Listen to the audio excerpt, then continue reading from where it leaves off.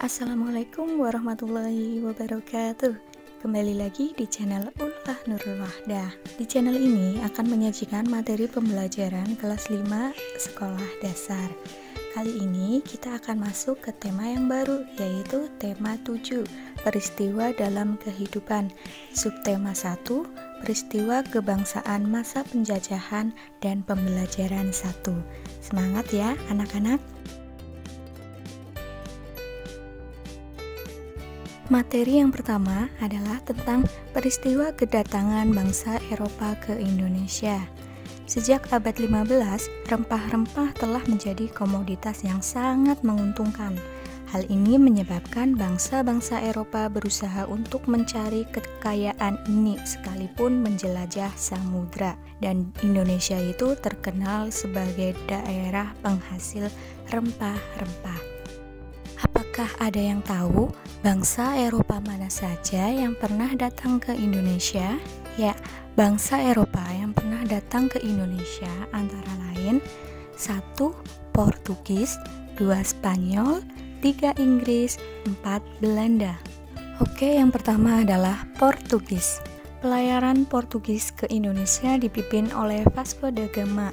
Mereka berangkat pada tahun 1497 dan berhasil mendarat di Malaka pada tahun 1511. Pada waktu itu mereka mengetahui bahwa Malaka menjadi daerah pusat perdagangan yang sangat ramai dikunjungi di wilayah Asia Tenggara, sedangkan sumber daerah rempah-rempahnya adalah di Maluku. Kemudian kolonialisme Portugis di Indonesia dimulai sejak kedatangan Alfonso de Albuquerque di Maluku. Pada tahun 1511, ekspedisi Portugis di bawah pimpinan Alfonso berhasil menaklukkan Malaka. Dari sana mereka menuju Maluku dan diterima baik oleh Raja Ternate. Mereka diperkenankan berdagang dan membangun benteng di Ternate. Kemudian yang kedua adalah Spanyol. Bangsa Spanyol mendarat di Tidore, Maluku pada tahun 1521. Maksud kedatangannya pun sama dengan bangsa Portugis, yakni menguasai perdagangan rempah-rempah. Spanyol bergabung dengan Tidore untuk melawan Portugis yang bergabung dengan Ternate, tetapi adanya persaingan dagang antara Spanyol dan Portugis menimbulkan suatu pertikaian. Untuk mengakhiri permusuhan atau pertikaian tersebut, atas prakarsa Paus diadakan perjanjian Saragossa pada tahun 1529. Adapun isi perjanjian Saragossa, yang pertama, Portugis menguasai daerah perdagangan di Maluku sampai Tanjung Harapan. Kedua, Spanyol harus meninggalkan Maluku dan memusatkan kegiatan di Filipina. Perjanjian Saragossa telah menempatkan para pedagang Portugis lebih leluasa bergerak sehingga kedudukannya semakin kuat.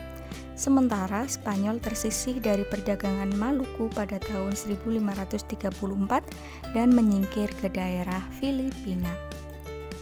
Bangsa yang ketiga adalah bangsa Inggris. Rombongan penjelajah Inggris yang pertama dipimpin oleh Francis Drake. Rombongan ini berhasil tiba di Ternate pada tahun 1579. Mereka memborong rempah-rempah untuk dibawa ke Inggris. Rombongan Francis Drake ini berlayar menuju Inggris dengan membawa banyak rempah-rempah dan mendarat di Inggris pada tahun 1580. Kemudian bangsa Eropa keempat yang pernah datang ke Indonesia adalah bangsa Belanda. Bangsa Belanda sampai ke Indonesia pada tanggal 22 Juni 1596, tepatnya di Banten, Jawa Barat. Saat itu Belanda dipimpin oleh Cornelis de Houtman. Ya, kira-kira apa saja sih faktor pendorong adanya penjelajahan samudra? Ya, itu terkenal dengan 3G, yaitu gold, glory, dan gospel. Oke, kita akan bahas satu persatu. Yang pertama adalah gold. Gold itu adanya keinginan untuk mencari kekayaan. Kekayaan yang mereka cari terutama adalah rempah-rempah.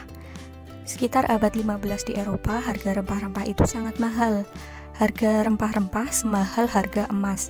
Mereka sangat membutuhkan rempah-rempah untuk industri obat-obatan dan bumbu masak. Kemudian faktor yang kedua adalah gospel, yaitu keinginan untuk menyebarkan agama. Jadi selain mencari kekayaan dan tanah jajahan, bangsa Eropa juga membawa misi khusus. Misi khusus tersebut adalah menyebarkan agama kepada penduduk daerah yang dikuasainya. Tugas mereka ini dianggap sebagai tugas suci yang harus dilaksanakan ke seluruh dunia dan dipelopori oleh bangsa Portugis. Kemudian faktor yang ketiga adalah glory, atau adanya keinginan mencari kejayaan. Di Eropa ada suatu anggapan bahwa apabila suatu negara mempunyai banyak tanah jajahan, negara tersebut termasuk negara yang jaya. Dengan adanya anggapan ini, negara-negara Eropa berlomba-lomba untuk mencari tanah jajahan sebanyak-banyaknya. Ya, jadi diingat ya, faktor pendorong kedatangan bangsa Barat ke Indonesia itu 3G, gold, glory, dan gospel. Gold itu kekayaan, glory kejayaan, dan gospel itu menyebarkan agama. Selain itu, faktor lain juga adalah perkembangan ilmu pengetahuan dan teknologi. Ilmu pengetahuan dan teknologi itu berkembang sangat pesat. Contohnya, dikembangkannya teknik pembuatan kapal yang dapat digunakan untuk mengarungi samudra luas. Kemudian ditemukannya misiu untuk persenjataan. Senjata dapat digunakan untuk melindungi pelayaran dari ancaman bajak laut dan sebagainya. Kemudian ditemukannya kompas. Jadi kompas digunakan sebagai penunjuk arah sehingga para penjelajah tidak lagi bergantung pada kebiasaan alam. Oke, selanjutnya setelah kalian membaca yang ada di buku, kemudian materi yang kedua adalah tentang teks ulasan. Apa sih teks ulasan itu? Jadi teks ulasan itu adalah teks yang berisi tinjauan dari suatu karya, baik berupa film, buku, benda, dan lain sebagainya, untuk mengetahui kualitas, kelebihan, dan kekurangan yang dimiliki karya tersebut, yang ditunjukkan untuk pembaca ataupun pendengar. Kemudian apa saja ciri-ciri teks ulasan? Yang pertama itu memuat informasi berdasarkan pandangan atau pendapat penulis terhadap suatu karya. Kemudian yang kedua, pendapat penulis berdasarkan fakta yang diinterpretasikan dari karya tersebut. Yang ketiga, untuk ulasan buku, novel, atau karya tulis lain sering disebut dengan resensi. Oke, untuk kegiatan kalian coba buka buku cetak. Tentunya buku tema 7 kelas 5. Ya, di situ ada ulasan teks. Kalian isi tentang judul teks, bagian yang paling menarik, informasi penting, pendapat kalian tentang teks itu, dan apa saja yang disarankan dan tidak disarankan dalam teks itu. Ya, kemudian di layar ada gambar cengkeh. Ada yang tahu cengkeh? Ya, bagus sekali. Jadi cengkeh itu merupakan salah satu jenis rempah-rempah yang banyak sekali manfaatnya. Harganya pun cukup tinggi sehingga sampai kini banyak masyarakat yang membudidayakannya. Untuk dapat mengambil manfaat cengkeh secara maksimal, setelah dipetik, cengkeh kemudian dikeringkan dengan cara dijemur. Selama proses penjemuran terjadi perubahan warna pada cengkeh dari yang semula warna kuning dan merah menjadi warna hitam dan coklat. Pada proses pengeringan cengkeh terjadi perubahan benda yang disebabkan oleh kalor atau panas. Dari proses tersebut kita ketahui bahwa kalor atau energi panas dalam hal ini itu sinar matahari pada benda. Coba pernahkah kamu mengamati benda-benda yang ada di sekitarmu? Benda-benda di sekitarmu itu memiliki sifat dan wujud yang berbeda-beda. Masih ingatkah kamu wujud-wujud benda? Tahukah cara membedakannya? Salah satu cara membedakannya adalah dengan mengetahui sifat setiap benda itu. Oke, materi yang ketiga adalah tentang sifat-sifat benda. Yang pertama itu ada benda padat, bentuknya itu tetap. Yang kedua memiliki massa atau berat. Yang ketiga menempati ruang.